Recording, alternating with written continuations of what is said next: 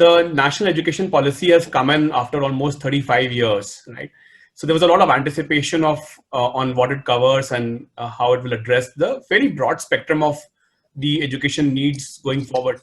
So let me set the broad context here. I mean, when we evaluate a policy like this, which is essentially a social policy, in my view, we should look at 4 dimensions.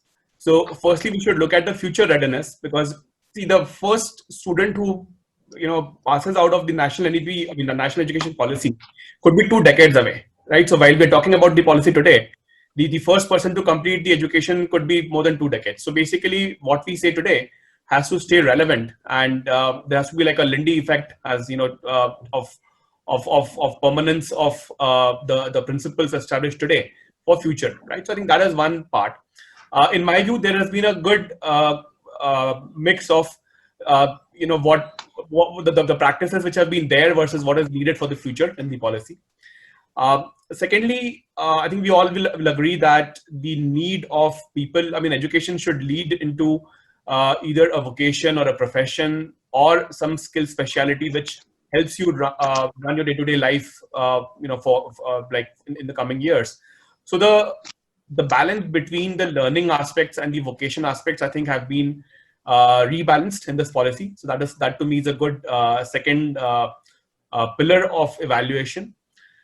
Thirdly, the simplification of administration, I think, is a good part of the policy, where we are talking about fewer regulators or regulators doing specialized jobs. Also more freedom for different players, like private players, to participate in the general process of education at the school level as well as the higher education level. Presence of, opening up of the markets. Indian universities setting up overseas campuses, or the overseas universities coming to India.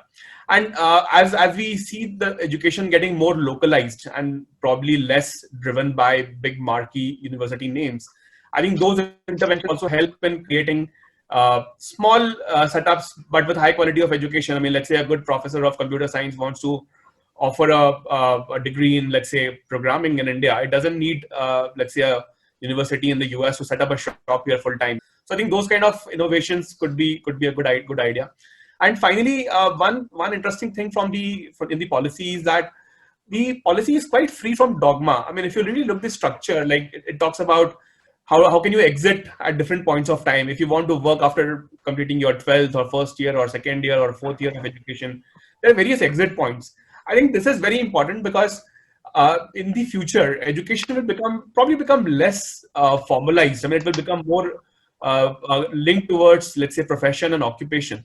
So since we are looking 2-3 decades ahead in terms of the impact, I think these are good exit points which have been designed, because if things change in the way education evolves, these things will come in handy maybe in 2040.